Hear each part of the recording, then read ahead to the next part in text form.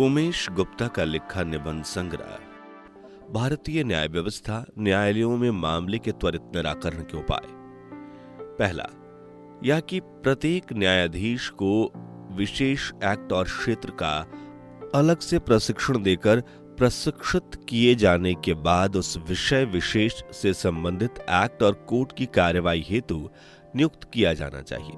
यह देखा गया है कि न्यायाधीशों को कई विषय के मामले दे दिए जाते हैं, जिसमें कुछ में वो पारंगत होते हैं, कुछ में नहीं। जिन मामलों में उन्हें विषय विशेष की जानकारी नहीं होती, ऐसे मामले में जानबूझकर लंबी तारीख देकर लंबा खींचते हैं और यहाँ तक कि अपने कार्यकाल में उसका निराकरण नहीं करते। यही कारण है कि भू अर्जन अधिनियम, लोक न्यास अधिनियम, मध्यस्थता अधिनियम आदि से संबंधित मामले न्यायालयों में लंबी अवधि से लंबित रहते हैं। दूसरा, यह कि सिविल तथा विवाद संबंधित मामले जिनका निराकरण समझाइश, मध्यस्थता, सुलह, समझौते से हो सकता है, अर्थात ऐसे मामले जिनका निराकरण न्यायालय के बाहर हो सकता है, ऐसे मामले सबसे पहले मीडिएशन हेतु मध्यस्थता केंद्र भेजे जाने चाहिए, जहां पर उनका निराकरण न होने के बाद ही ऐसे मामलों का पंजीयन सिविल न्यायालय में होना चाहिए।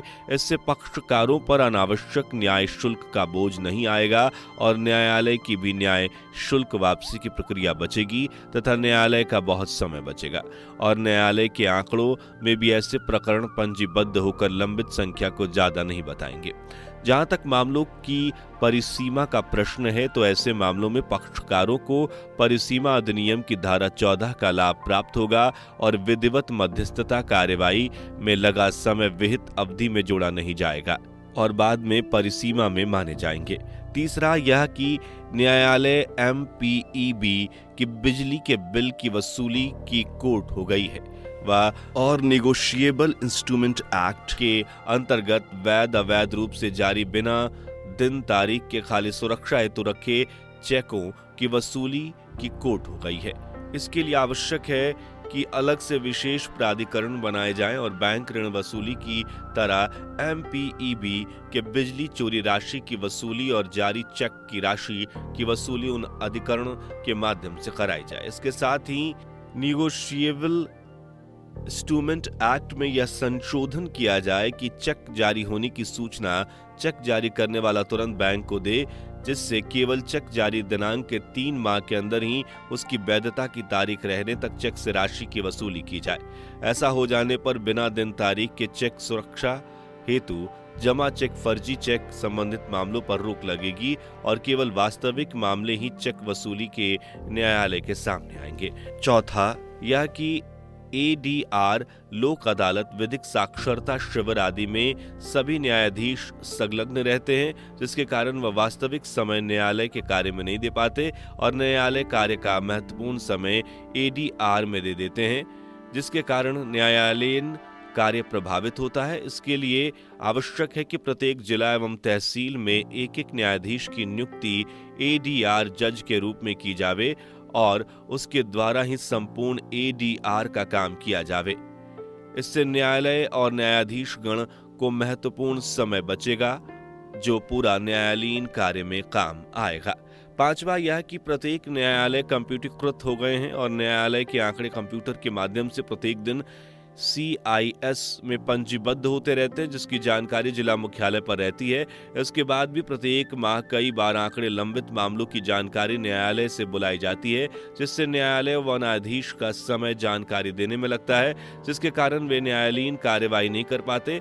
अतः प्रत्येक जिले व तहसील में इस कार्य के लिए एक लिपिक की नियुक्ति की जावे और वह CIS के माध्यम से प्रत्येक जानकारी ईमेल के माध्यम से प्रस्तुत कर सकता है। केवल आंकड़ों के कारण ही न्यायालय में एक तारीख को कोई काम नहीं होता और 1 से 5 तारीख तक बहुत कम मामले केवल मासिक, वार्षिक जानकारी देने के कारण प्रत्येक माह लगाए जाते हैं, जिसके कारण न्यायालय का वास्तविक समय न्यायालयीन कार्य में नहीं लग पाता।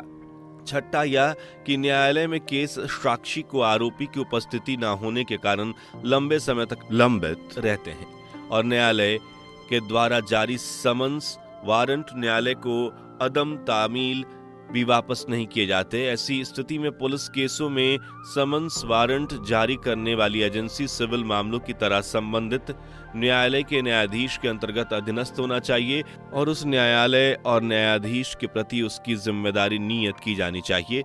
इसके लिए पुलिस अधिकारियों को प्रतिनियुक्ति न्यायालय में पुलिस मामलों में आदेशिका जारी किए जाने हेतु नियुक्त किया जाना चाहिए। ऐसी स्थिति में वह न्यायालय के प्रति जिम्मेदार रहेंगे और समन्स वारंट की तामीली प्राप्त होगी। सातवां यह कि न्यायालय में आदेशिका जारी किए जाने हेतु कंप्यूटर की नई तकनीक SMS, ईमेल, सोशल नेटवर्किंग का सहारा लिया जाना चाहिए और प्रत्येक व्यक्ति के पास उसके नाम से रजिस्टर मोबाइल में उससे सूचना दी जानी चाहिए।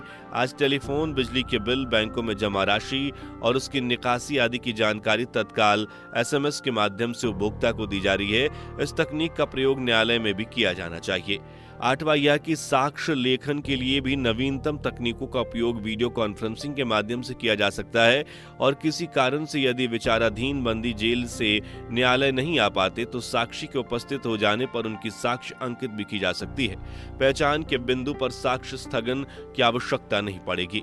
नौवां यह कि न्यायाधीश के साथ ही साथ अधिवक्तागण, साक्ष्य लेखक, स्टेनोग्राफर आदि स्टाफ को भी बराबर का प्रशिक्षण दिया जाना चाहिए ताकि वे सब मिलकर नई तकनीक के अनुसार काम कर सके और किसी भी बिंदु पर कोई कमजोर ना पड़े, क्योंकि किसी एक के भी कमजोर पड़ने पर संपूर्ण न्यायिक प्रक्रिया प्रभावित होती है और न्याय में विलंब होता है।